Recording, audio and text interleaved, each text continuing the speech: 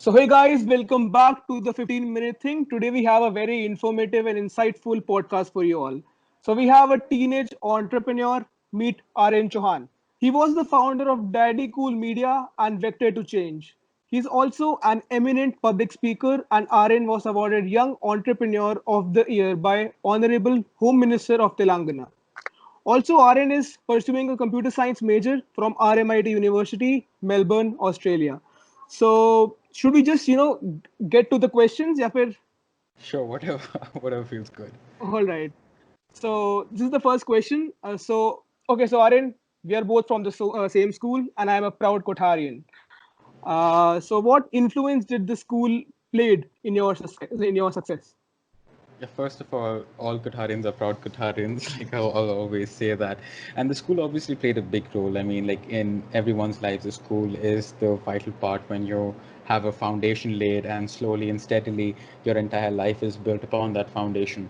So the school obviously played a big role. Like from a young age, I was pushed to, express myself, to actually tap that potential that I have. And like that's in everyone. I mean, every student has a potential, has that calling, and like the school actually really helped and push me towards that calling. And slowly and steadily, as I was going through the life of the school life, I started to realize that, yeah, like maybe this is my calling, or maybe that is my calling. I mean, in the young age, everyone is like, I'll be an astronaut, or I'll be a pilot. And then suddenly you realize that no, this is not where I want to be, but this is actually where I want to go. So Yeah. that's a major part in any school life, and I think the school helped me a lot. I found my first two mentors in that school, which are helping me even to this day. Yeah. Uh, Okay. yeah. So Shubham mentioned some of your startups. Would you like to tell us about them? Yeah, sure. The first startup was Daddy Cool Media. I started this when I was in grade 10, actually. This was like a long time back. I started this startup because of an eminent personality by the name of Gary Vaynerchuk. I was hooked onto the way he spoke, and was hooked onto the way he took his father's wine business from 3 million to 60 million, which really, I mean, is a gut punch, because you realize, you see the potential of the social media, of actually reaching out to millions of people through the internet, and it is simply amazing. When I started, during that time, YouTube was slowly starting to push this ads concept, and Facebook was big on it already. But people, like the local businesses and slowly even the major businesses that were situated in India, did not really know how to tap that market per se. So what happened was, I started off, I saw the potential, and I saw how the Indian market could actually use a good social media ad agency. So what I did was, slowly I started reaching out to people, started off with gyms and then little companies and whatnot. And then I started to tell them that this is the concept, and I can actually like grow your business two folds or even three folds with just advertising, because advertising is huge. I mean, people are still not realizing how important advertising is. I mean, if like, let's say your YouTube channel, you're just starting out, right? And sorry. So if you don't advertise it correctly, you can't reach the audiences. People don't know what the 15-minute thing is, right? Yeah. Yeah. So that Yeah. it's absolutely essential. So I started giving out free services, and people actually saw the benefit. And after that, I started charging a good fee, like hefty fee, good enough Yeah. to actually keep me happy and keep me sustained for a while. And then the second one was Vector to Change, which, like in any human who actually has a couple businesses or whatnot, not all businesses will hit the mark that Yeah. he or she thinks of. So it was a big learning curve for me, because the first business that I started did well, and like I did not know what failure was, which sounds a bit cocky, but that's the truth, because I hit well, like I went into a good segment and I did well.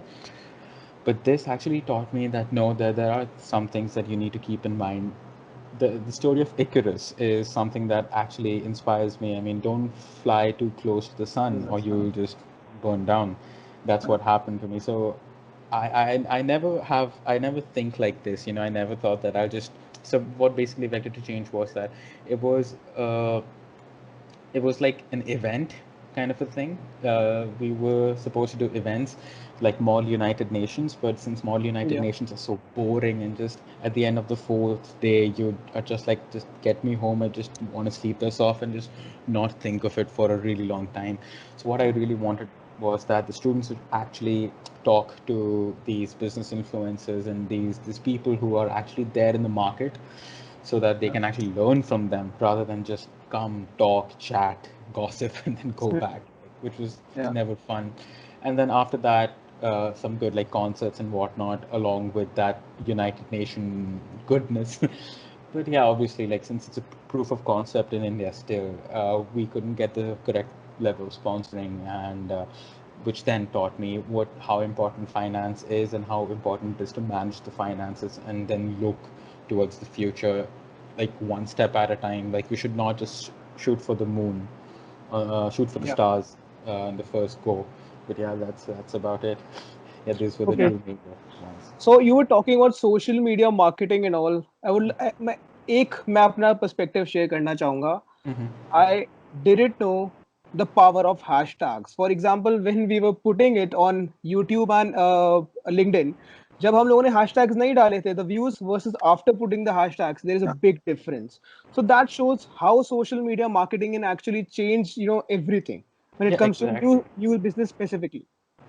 And like even if you as content creators, if you don't engage with the people who are actually watching your videos, the Yeah. people Yeah. who are commenting and people who are actually doing these podcast things already, like it doesn't matter if even if you are commenting on Joe Rogan's podcast. I mean, he has like Yeah. millions and millions of subscribers, but even if you comment on his podcast, it is possible that 10, 15, 20, 30, 40 people will see your name Yeah. pop up on the comment section and they'll be like, huh, what is the 15-minute thing? Just let me check that out. And then they might be hooked.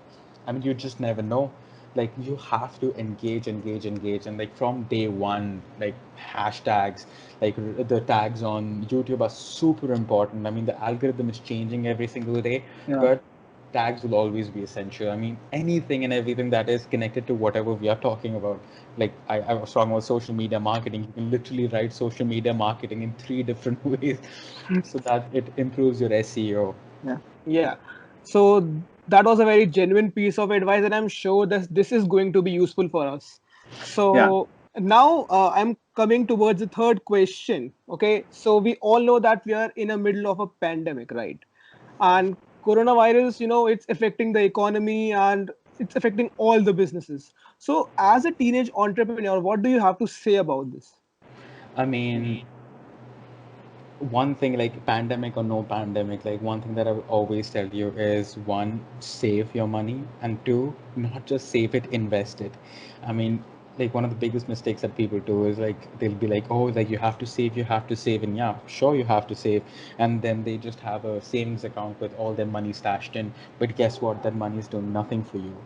That money is just sitting there and just not. I mean, that money has to work for you. Yeah. You guys are business students, right? Yeah. Yeah. You know how badly inflation hits the money that is Yeah. just Mm. sitting in the account, and Yeah. it is Yeah. of no use. Better yet, just put it into a fund. It will give you like 6, 7, 8%, 9%, 10% a year. Yeah. And especially right now, because of the huge market correction that there is, like I would say, just keep investing because you can always see, like, for example, in 2008, when the correction was like 40, Yeah. 50%, and then the Mhm. market bounced back 150, Yeah. 160%. So millionaires are made during the pandemic times. I mean, be it Robert Kiyosaki and then Grant Cardone, like all these guys on YouTube, when they talk sense because they've already done it. I mean, Yeah. these guys made millions in the in the last stock market crash, and one we are seeing now because of the COVID-19 pandemic. And yeah, that's about it. That's the biggest thing. Like, doesn't matter if you're 18, even if you save $1,000 today, it will be like 10 lakh rupees down the line, like 30, 40 Yeah. years, $1,000, mind you. So if you're saving like 20,000 a month, let's say, like hypothetically you're saving 20,000 for 18-year olds, it sounds like a bit too much. But if Yeah. you're saving 20,000 a month, let's say when you're 18 and you wait for like 30 years, that 20,000 a month compounded interest is almost close to 3.4 or 4.5 crores. Imagine that. Yeah. Suddenly Yeah. you're sitting on so much of cash and you don't know what to do with it.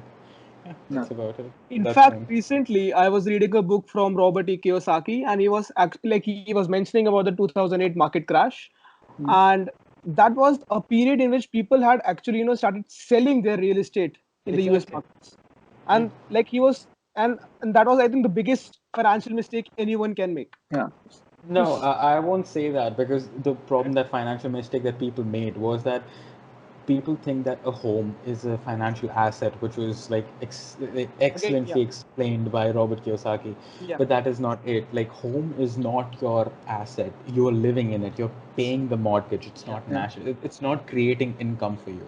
So if something is not creating income for you, it's I too don't consider it an asset.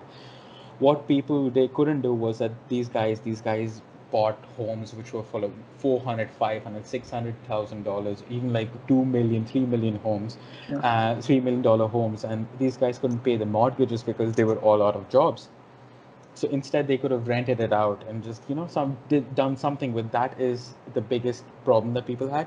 And the cunning people, the smart people, they snapped up on these deals. I mean, 400, $500,000 houses were selling for 60,000, $70,000. I mean, can you imagine the upside potential? That same house that people bought after the 2008 market crash today, that's almost around like 400, 500, 600, $700,000. I mean, you are quadrupling your investment, and Yeah. plus you're earning off of the rent that you're renting it out to people. Yeah. Yeah. Okay, so this, I would say, this gets me to the next question. We had planned to ask this afterwards, but now it makes a lot more sense. Yeah. So the thing is that I know that you are very much involved in the world of stock markets.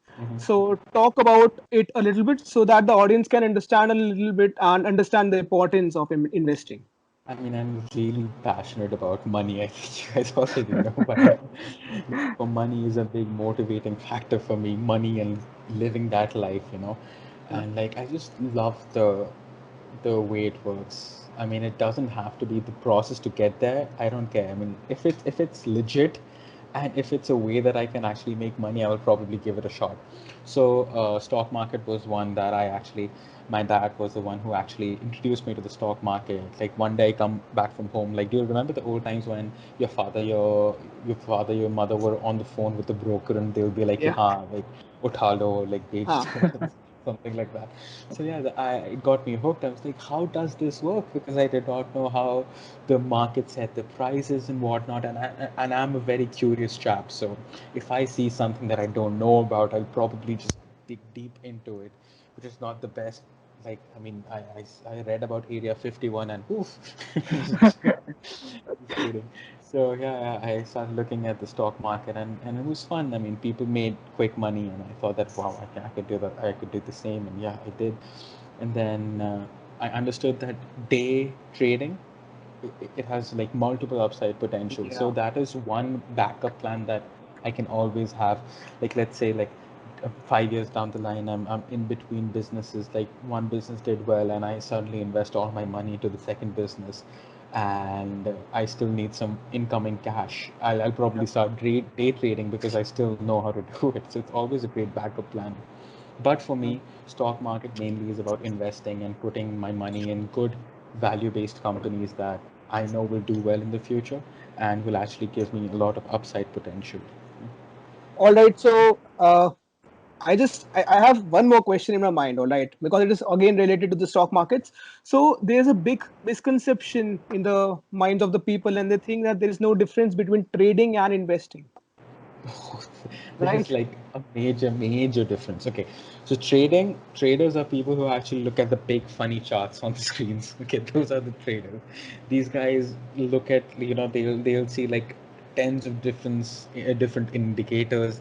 They will look at patterns. They'll pick up patterns, and they are in the market for a short amount of time. Yeah. They go in and they get out. It can be for a few seconds, it can be for a few minutes, it can be for a few days, but that's it. It doesn't go above that. These guys are called traders, and they make a good amount of money. And then there are some people who are the investors, like Warren Buffett. Like, these Okay. guys, they don't look at the charts. They don't even look at the current market prices. They themselves give an estimate of what the price of a company should be, that Yeah. intrinsic value, what it should be, and then they do a lot of math on it, and then you actually have to look at the fundamentals, like how it's growing, what it's doing, how the management is, and frankly, the product. Like if a product is good, and you can invest like early on and actually make money with the company. Like for example, Warren Buffett got into Coca-Cola really early in his days. Yeah. He bought shares of Coca-Cola, and today like Coca-Cola is paying him in the millions. Like the dividend for Coca-Cola is in a million, just because he believed that this product is actually what people will use all the time. And yes, I just had a bottle of Coke. I mean, think Yeah. about it. Yeah, so Yeah. that is the difference. Like you invest in a company, you invest for the success, but traders are just there for the profits. They get in, get out. That is the biggest Yeah. difference. I remember one quote from Warren Buffett. I don't think it was exactly a quote, but I think he said this in some interview or something, that the best way to invest is study the business. Don't look at the charts, but Yeah, study. exactly.